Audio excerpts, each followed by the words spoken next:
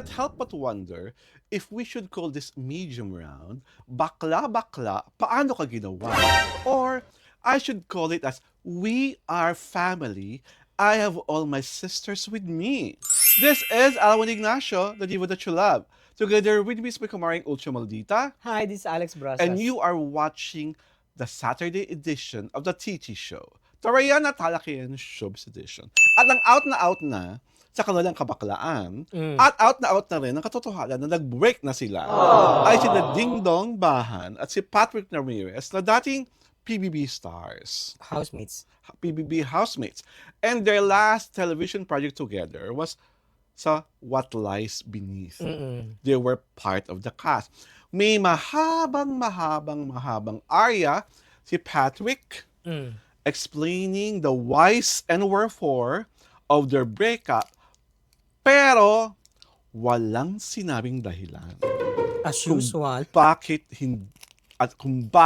Kung ano, kung kailan, at paano sila nagkahiwalay. At kung sino ang dahilan. Yung kung sinong dahilan, mamaya na yung topic na yun. Dahil spekulasyon yun. So, what is even telling and screaming loudly, though it is done silently, the ex-jowa, si Ding Dong Bahan, has not commented anything to the longish post of his ex-jowa.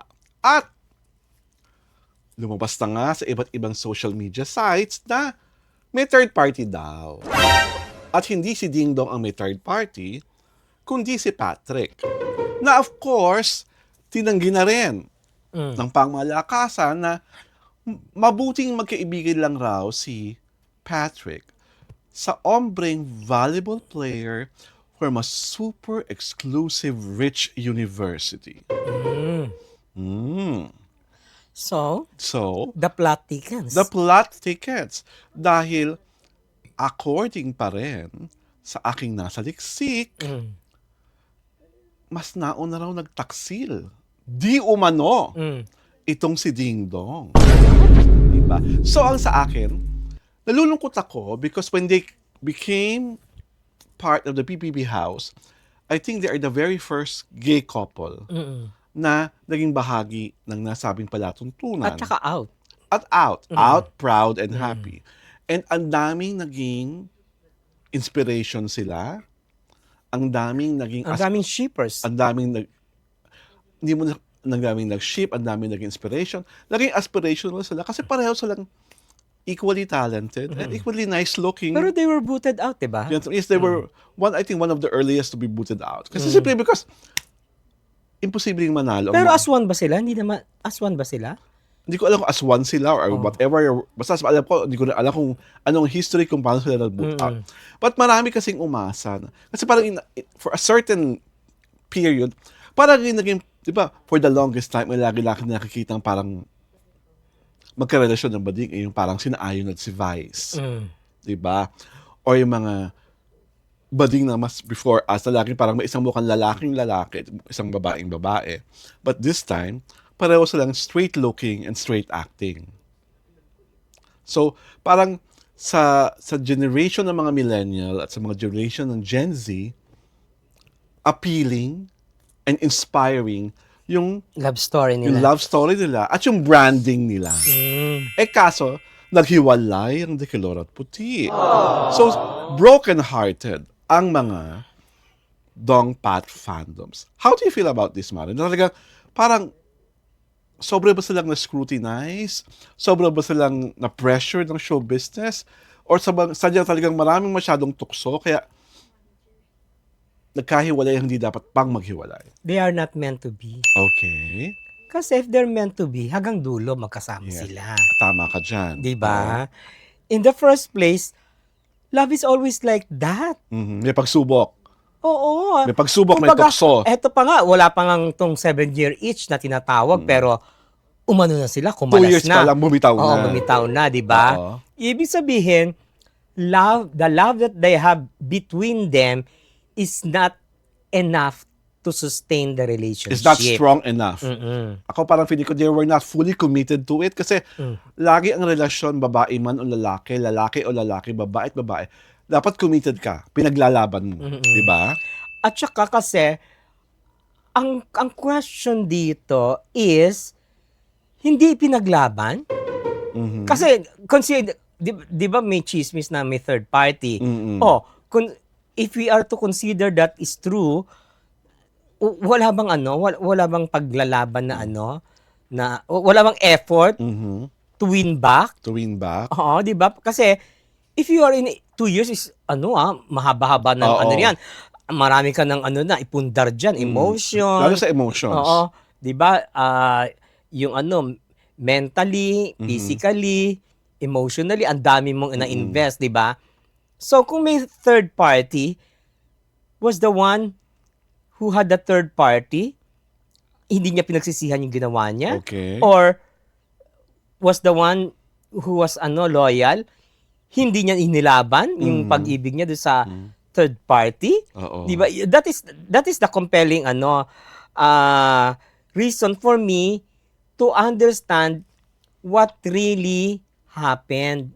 Kasi hanggat hindi nila sinasabi yung ganon, parang people were groping in the dark. Yes. 'Di ba? Parang wala kasi wala kang maano eh. Saka kasi, Hindi, you cannot decide on. and the fact that you decided to make your relationship public, parang ang pangit ilabas ngayon ng privacy card. Yeah. Na we have to keep this to us na lang. Kasi kayo nga ang naging poster boys for gay relationships na kinagiliwan ng mga millennial at Gen Z. Tapos biglang privacy card. At bagay sa kanila yung kanta ni Aiza, Ano yun? yung anong nangyari sa ating dalawa. Sino si Aiza? Ay, yan ka na naman. Well, anyhow, doon na tayo sa dalawang Ken. We're talking about Kenneth Kabungkal and Kenneth, ano nga pa yung apelido ng isang Kenneth? Marcelino? I don't know. Marcelino? Basta, they're both Kenneth. But- and they're both parang beauty kings. Beauty Kings. Diba? Beauty kings. Beauty Kings. Beauty Key ba ito? Or, basta we are both male pageant winners. Diba? Diba? Ang nakakatuwa dito, parang blossoming pa lang naman sila. Parang they are in a bromance right now. Kasi nakikita sila together sa mga video collaborations, nakikita sila sa mga bars, sa mga parties na dikit sa isa't isa, nag-selfie together. At talagang, They look good together. yes, pareho naman silang matangkad. Oo. Parehong gwapo. Physically fit. Parehong physically fit. So, parang masyado na tinaas ang standard Ng bromance. Ganun ng ba yun? bromance, Oo. di ba? Parang kailangan male beauty pageant winner ka. Para magkaroon ka rin ng male beauty pageant winner na ka-bromance. Diba? So ako natutuwa lang na they're happy, they're together, and wherever this leads to, Naku, if I know, pagka sisirain mo naman buhay ng mga yan. bakit ako na naman? Ay, ikaw nang sumira kay di ba? Kanino? Yung pangalaknang ko. Di ba? Sisirain mo na naman. May mga pagdikit. Ang mga ng kamay. Diyos ko, dahil. Alam mo, yung relasyong sinasabi mong sinira ko, meron talaga tayong mga kaibigang mga reporter na panalig na ako talaga ang dahilan ng Ikaw pagkawasak. naman talaga! Ano ka ba? Diyos ko! Mag-deny ba? Diyos ko! Anong feeling mo, celebrity ka na kailangan mo mag-deny? My lips are sealed na lang po. Hindi. Kasi, Ikaw ang Miss H. Alam mo kung ano yung Miss H? ano na naman? Homewrecker! Diyos ko! Kala ko magiging mga homewrecker, hindi pa naman sila kasal. About to na nga charot! Wow, to? Naku ha, hindi inisip ni ex na pakasalan siya, no? Ay, aray ko. Ikaw ang inisip na pakasalan? Hindi. Ay.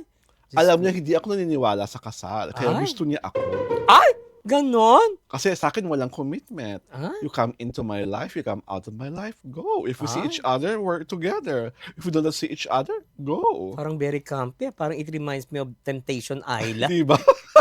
Oh my God. Walang commitment. Yan. Pero pag nakikita kami. Pag kami nakikita, hindi kami. Ay, Diyos ko. Pag nakikita kami, nakikita mo naman pag magkasama kami, di ba? Ay, Oh, Diyos ko. isa ka lagi sa mga piping saksi ng mga yakapan, Diyos ng paghawak sa tiyan, Diyos ng ko. paghawak-hawak sa kamay Si na Chandra nagaganunan. Romero.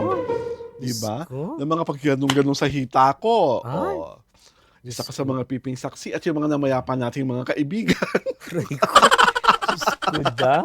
Well, anyhow, we just hope that Pat and Dong will find their peace and that the Toucans will find their true love's kiss. This is Alwin Ignacio, the diva that you love. Together with me is my kamaring Ultra Maldita, Hi, this is Alex Brosas. and you are watching your hitty show, Tarayan at Talakayan Showbiz Edition.